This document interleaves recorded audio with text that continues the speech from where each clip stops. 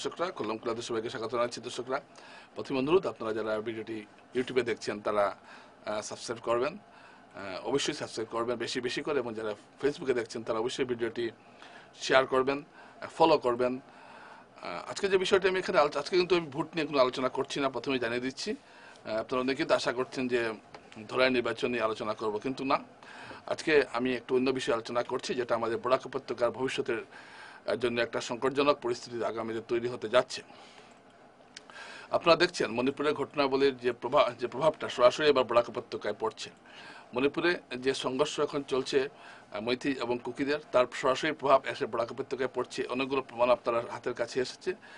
Medical কলেজে যেভাবে মরদেহ নেওয়ার জন্য যেভাবে আসা হয়েছে এবং যেভাবে এটা এখানে প্রশাসনকে সক্রিয় থাকতে হয়েছে, তাতে বোঝা যায় বিষয়টা বরাক উপত্যকার জন্য অত্যন্ত স্পর্শকাতর এবং আগামীতে বরাক উপত্যকার জন্য একটা বড় সমস্যা তৈরি করতে পারে। দর্শকরা, মণিপুরে কি হয়েছিল আপনারা সেটা জানেন, যে মণিপুরি হাইকোর্টের রায় মৈথিদের উপজাতি মর্যাদা দেওয়ার পর থেকে এই সংঘর্ষের সূত্রপাত হয়। পরবর্তীতে অবশ্যই রায়টি স্থগিত রয়েছে, কিন্তু ততক্ষণে যাওয়ার হয়ে গেছে।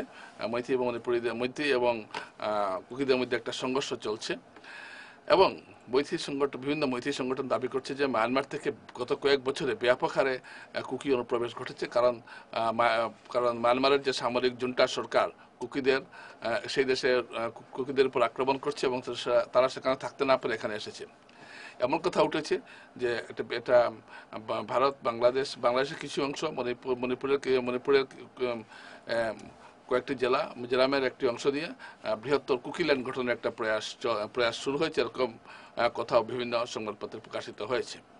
যাই হোক, কিন্তু এখন ইদানিং তখন আমি অনেক আগে এগুলো কথা বলেছিলাম যে বরাক প্রভাবিত হবে, এবং গত বছর মণিপুরের জাতিদাঙ্গায় যারা এখানে আশ্রয় নিয়েছিলেন, কুকিও ছিলেন সেখানে, অন্য মারাও ছিলেন, এরা কি ফিরে গেছেন, এর কোনো সরকারি তথ্য কিন্তু এখনো নেই, এবং অভিযোগ উঠছে এবং বিভিন্ন পত্রপত্রিকায় প্রকাশিত হয়েছে বিভিন্ন জায়গায় বসতি স্থাপন করেছেন, এবং এই বসতি স্থাপন করতে করতে একদিন কিন্তু এই বরাক উপত্যকায় অশান্তির আগুন জ্বলে উঠবে। এই বিষয়টা আমি আপনাদের সামনে তুলে ধরতে চাইছি, এবং এটা সতর্ক হওয়া খুব প্রয়োজন। হ্যাঁ, মণিপুরের এবং আজকে যে গতকাল বিকেলে যে 3 জনের মধ্যে যে লাশ পাওয়া গেছে, এরপর মণিপুরের পরিস্থিতি আরও উত্তপ্ত হবে, এবং হয়তো তারপর দেখা যাবে এখানে এসে আরও আশ্রয় নিয়েছে বরাকে। বরাকের বিভিন্ন জায়গায় আশ্রয় নেওয়ার খবর আমরা ইতিমধ্যে পেয়েছি। কিন্তু কথা হলো যে, এবং এরা আশ্রয় নেওয়ার পর আমাদের আসামে যে একটা নিয়ম রয়েছে, উপজাতিদের কোনো ধরনের কাগজপত্র দেখাতে হয় না, তো সেই হিসাবে উপজাতি হিসাবে তারা যে কোনো সরকারি সুযোগ সুবিধা, স্কুলে পড়াশোনা সবকিছু সুবিধা গ্রহণ করতে পারবে, যেটা বাঙালি হলে পারবে না, বন্য জাতি হলে পারবে না। কিন্তু তাই উপজাতি মানেই যে সবাই এই দেশের, এমন কোনো কথা নয়। এটা কিন্তু সরকারকে বুঝতে হবে, বা বুঝার সময় এসেছে সরকারকে, যে উপজাতি কি বলেই আমি আদিবাসী ভেবে নিলাম। আদিবাসীকে, যে আমাদের দেশে মায়ানমার আদিবাসীকে আমরা এখন আদিবাসী বলবো, এরকম প্রচুর অনুপ্রবেশ ঘটেছে। এবং গতকাল একটি মৈথি সংগঠন সাংবাদিক সম্মেলন করে অভিযোগ করেছে এইসব অনুপ্রবেশের পেছনে হাত রয়েছে মিজোরামের মুখ্যমন্ত্রীর। এবং এমনও অভিযোগ উঠেছে একটা আলাদা খ্রিস্টান রাজ্য তৈরি করার একটা প্রচেষ্টা শুরু হয়েছে, যার জন্য মিজোরামের মুখ্যমন্ত্রী এইসব সমর্থন করছেন। আমার খুব দুঃখ যখন দেখি যে আমাদের এই এলাকা অনেকে বলছেন, বা কিছু তথাকথিত কিছু প্রগতিশীল বুদ্ধিজীবী বলছেন যে কুকিদের উপর নাকি অত্যাচার হচ্ছে। আমি কুকিদের বিরুদ্ধে নই, কুকিদের বিরুদ্ধে অত্যাচারটা নাকি আসলে খ্রিস্টানদের বিরুদ্ধে হিন্দুদের অত্যাচার। মৈথিরা যেহেতু হিন্দু, তো এর পেছনে নাকি আরএসএস নাকি এটাকে মদত দিচ্ছে। এসব হলো আমি কি বলবো, সোজাসুজি একটা কথা বলি, ফালতু কথা। এই শব্দ উচ্চারণ এই জন্য করলাম, যারা না জানে কিছু বলছে। কারণ মৈথিদের মধ্যেও প্রায় 1.5 লক্ষ খ্রিস্টান রয়েছে, অনেক খ্রিস্টান রয়েছে মৈথিদের মধ্যেও, তারাও এর প্রতিবাদ করছেন। এটা জাতি সংঘর্ষ, এটা কোনো ধর্মীয় সংঘর্ষ নয়, এটা মনে রাখতে হবে। এখানে মৈথিরা তাদের অধিকারের স্বার্থে লড়ছেন। তারা তাদের দেশে, তাদের রাজ্যতে, যে রাজ্যতে তারা ছিলেন, তারা আদিবাসী, সেই রাজ্যে তারা কোণঠাসা হয়ে পড়েছেন। 2 বছর আগে বিশিষ্ট নাগা নেতা আইজাক মুইবা বলেছেন যে মণিপুরে আদিবাসী দুটোই, একটা হলো মৈথি, একটা হলো নাগা। নাগারা দেখবেন এই সংঘর্ষ কিন্তু নেই, শুধুমাত্র কুকিরা আছে। তাই এই প্রশ্নটা এখন খুব স্বাভাবিকভাবে উঠে আসছে যে এই যে ব্যাপক হারে যে এখন বসতি বিভিন্ন জায়গায় যে বসতি স্থাপন হচ্ছে, এতে কি আগামীতে কি বরাকের স্বার্থ বিঘ্নিত হবে না? অশান্তির আগুন কি বরাকে জ্বলে উঠবে না? আপনারা যারা বরাক উপত্যকায় বিভিন্ন শিলচরে ঘর ভাড়া দিচ্ছেন, তাদের কাছে একটা আমার আবেদন যে আপনারা যখন ঘর ভাড়া দেবেন তখন অন্তর্পক্ষে পুলিশকে জানাবেন কে আপনার কাছে ঘর ভাড়া নিচ্ছে। আপনারা উপজাতি ছাত্র একজন এলো, আপনি ভাবলেন না এত আদিবাসী দিয়ে দেওয়া যায় আমাদের দেশে, নাও হতে পারে মায়ানমার থেকে আসতে পারে, আপনি কিভাবে বুঝলেন যে মায়ানমার থেকে আসেনি? সুতরাং এইসব বিষয়ে সতর্ক হওয়াটা খুব প্রয়োজন, না হলে কিন্তু বরাক একটা শান্তির আগুন জ্বলে উঠবে। এই যে বিভিন্ন জায়গায় যে বসতি, আজকেও তো আপনি তো ভাববেন যে থাকে মণিপুরে মৈথিলি এভাবেই ভাবতো আছে এসেছে থাকি আর করবে, এরকম করতে করতে করতে করতে আজকে তাদের দেশে তাদের রাজ্যে আছে, তাদের রাজ্যে তারা একটা অসহায় অবস্থার মধ্যে পড়েছেন।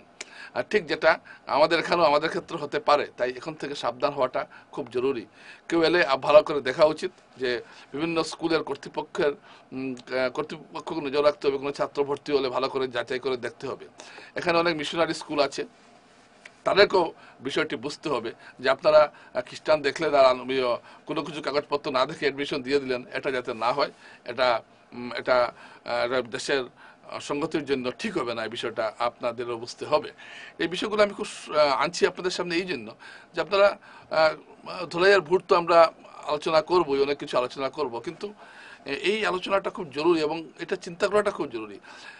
কাছাড় যে দেখুন মণিপুরের ঘটনা, কিন্তু প্রতি মুহূর্তে বিতর্ক থাকতে, প্রতি মুহূর্তে সতর্ক থাকতে হচ্ছে কাছাড়ের এসপিকে, কাছাড়ের ডিসিকে। কেন? যদি এর প্রতিক্রিয়া এখানে কিছু হয়ে যায়। জিরিবামে হয়ে গেছে আর এখানে হতে কতদিন, এতটা জিরিবাম কিন্তু এরকম ছিল না, এখন জিরিবামে হচ্ছে, প্রতিদিন হচ্ছে। এবং এটা এর প্রতিক্রিয়াতে আমাদের এখানে যে হবে না, এটা কি কোনো গ্যারেন্টি আছে? ধরুন বারে বারে যে মৈত্রী একটা সংগঠন হুমকি দিয়েছে গণতান্ত্রিক আন্দোলনে নামবে তারা, যদি সরকার কঠোর পদক্ষেপ না নেয়। আমি এক্ষেত্রে কিন্তু সরকারকে আমি দোষারোপ করব। আমি এই জন্য সরকারকে দোষারোপ করব যে প্রায় 1.5 বছর উপরে হয়ে যাচ্ছে, এখনো মণিপুরকে শান্ত করা গেল না। এই যে 13 জন জঙ্গিকে যে নিকেশ করা হয়েছে, অর্থাৎ সরকার একটা কঠোর পদক্ষেপ নিয়েছে, এই পদক্ষেপটা আরো আগে নেওয়া জরুরি ছিল। তাই প্রত্যেকটা, তাই এই বিষয়টা এটা চিন্তা করার খুব খুব প্রয়োজন রয়েছে। আজকে যে একটা এমন একটা পরিস্থিতি তৈরি হয়েছে মণিপুরে যে মৈথি এলাকায় কোনো কুকি যেতে ভয় পায়, কুকি এলাকায় কোনো মৈথি যেতে ভয় পায়, একই রাজ্যের একটা জায়গার মানুষ একটা জায়গায় যেতে ভয় পায়, এরকম একটা ভয়াবহ পরিস্থিতি সৃষ্টি হয়েছে। তো এরকম একটা পরিস্থিতি আমি বলছি না যে আমাদের এখানে এখনই হয়ে যাবে, কিন্তু যদি আমরা সতর্ক না থাকি, বরাক উপত্যকার মানুষ, বরাক উপত্যকার পুলিশ, বরাক উপত্যকার প্রশাসন, বরাক উপত্যকার 3 জেলা শাসক, 3 এসপি যদি এই বিষয়ে সতর্ক না থাকেন, তাহলে কিন্তু একটা ভয়াবহ সমস্যা দেখা দেবে আগামীতে, এটা নিশ্চিতভাবে বলা যায়। কারণ আমি দু একটা কথা আমি এখানে না বলে পারছি না, আপনারা শুনে আশ্চর্য হবেন। ভারত এবং মায়ানমার সীমান্তে 10 কিলোমিটারের মধ্যে দুই দেশের মানুষ আসা যাওয়া করতে পারে, অর্থাৎ সীমান্ত থেকে 10 কিলোমিটার এইদিকে, 10 কিলোমিটার এইদিকে মানুষ আসা যাওয়া করতে পারে। এই সুযোগ নিয়ে মায়ানমার থেকে ব্যাপক হারে কুকি অনুপ্রবেশ ঘটেছে মণিপুরে। এটা মণিপুরের বিভিন্ন সংগঠন, বিভিন্ন পত্রপত্রিকা এগুলো রিপোর্ট বেরিয়েছে। কারণ কুকিদের মায়ানমারে থাকতে দিচ্ছে না সেই দেশের সামরিক শাসক, জুন্টা সরকার। তারা আশ্রয় নিতে এখানে এসেছে এবং এই সংখ্যাটা ক্রমশ বাড়ছে এবং এরই একটা অংশ মণিপুরে যাচ্ছে, এরই একটা অংশ মিজোরামে যাচ্ছে, এরই একটা অংশ আমাদের মিজোরামের মাধ্যমে আমাদের এখানে এসে বসতি স্থাপন করছে। এটা কি আমাদের জন্য এটা কি আমাদের জন্য চিন্তার বিষয় নয়? আমাদের জন্য কি দুশ্চিন্তার বিষয় নয়? এটা ভাবার প্রয়োজন রয়েছে। দর্শকরা এটা কিন্তু ভাবতে হবে, যেখানে এতে আমাদের কতটুকু ক্ষতি হবে না হবে, এটা আমাদের চিন্তা করতে হবে। আমি আরো একটা খবর দিই আপনাদেরকে। মিজোরাম মায়ানমার থেকে 10 কিলোমিটার আসা যাওয়া যেটা, এটা নিয়ে প্রতিবাদ উঠেছে। এখন ভারত সরকার চাইছে এখানে কাঁটাতারে বেড়া দিতে। এর প্রতিবাদ জানিয়েছে বিভিন্ন কুকি সংগঠন, বলছেন না কেন কাঁটাতারের বেড়া দেওয়া হবে, এতে আমাদের জাতীয় ঐতিহ্য এবং আমাদের যে সংহতি নষ্ট হবে, অর্থাৎ ওই পারের যারা কুকি আছে এদের সঙ্গে তাদের সম্পর্ক, এই পারের কুকির, এটা নাকি নষ্ট হয়ে যাবে। এটা একটা যুক্তি হতে পারে নাকি? ধরুন বাংলাদেশের এইদিকেও বাঙালি, এদিকেও বাঙালি, তাহলে কি আমরা বলবো যে বাংলাদেশের বর্ডারটা খুলে দিতে? তো এই যে কথাগুলো বলা হচ্ছে, এই দাবিটার মধ্যে তো বোঝা যাচ্ছে যে ডাল মে কুছ কালা হয়। কারণ এই দাবি করতে পারে না সরকার, তার ইচ্ছা হচ্ছে বর্ডার সিল করবে, এটা সরকারের ইচ্ছে। এটা নিয়ে দেশের নাগরিকের কোনো অধিকার নেই, এটা নিয়ে সরকারের বিদেশ নীতি নিয়ে বা অভ্যন্তরীণ নীতি নিয়ে সমালোচনা করার অধিকার নেই।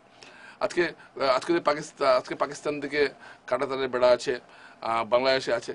কোনো নাগরিক কি, ভারতের কোনো নাগরিক কি প্রতিবাদ করেছে? না, কেন কাঁটাতারের বেড়া দিচ্ছেন? কেউ প্রতিবাদ করেনি, কারণ করবেও না। কিন্তু এখানে হচ্ছে, আর এটাকে আশ্চর্য ঘটনা, এটাকে আবার সরকার আবার এরা সাহস পায় কিভাবে? তো এই ধরনের যদি কিছু ঘটতে থাকে তাহলে কিন্তু তাহলে বুঝতেই পারছেন কি হারে হচ্ছে। এখন কাঁটাতারের বেড়া না দেওয়ার আগে একটা বিরাট অনুপ্রবেশ ঘটবে এবং তার একটা অংশ যে আমাদের এখানে আসবে না, এর তো কোনো নিশ্চয়তা নেই।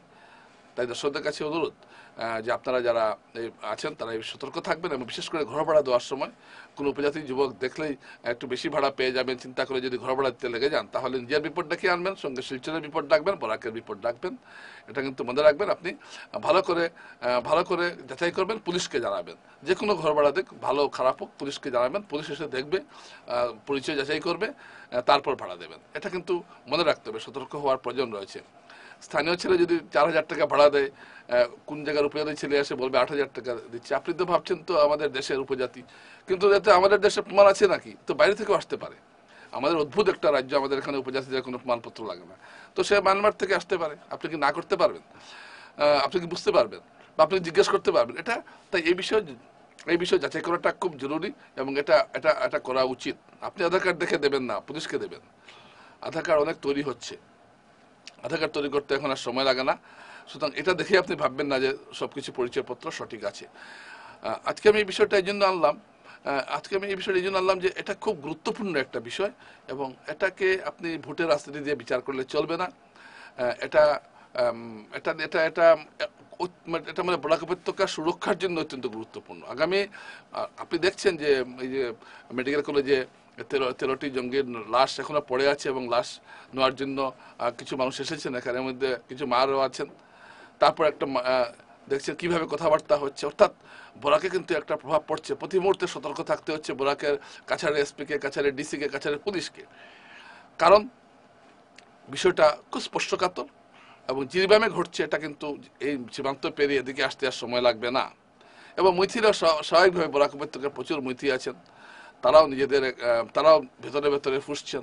এটাও বুঝতে হবে, তারা গণতান্ত্রিক আন্দোলন করার একটা হুমকি দিয়েছেন, দেবেনি। তো এটা একটা কঠিন পরিস্থিতি কিন্তু রয়েছে এখানে, এবং এর প্রভাব আমি আবারও বলছি বরাক উপত্যকায় পড়বে। তাই বরাক উপত্যকার পুলিশ প্রশাসন, সাধারণ জনগণ সবাইকে অনুরোধ করছি যে আপনারা এই বিষয়টা গুরুত্বের সঙ্গে বিবেচনা করবেন।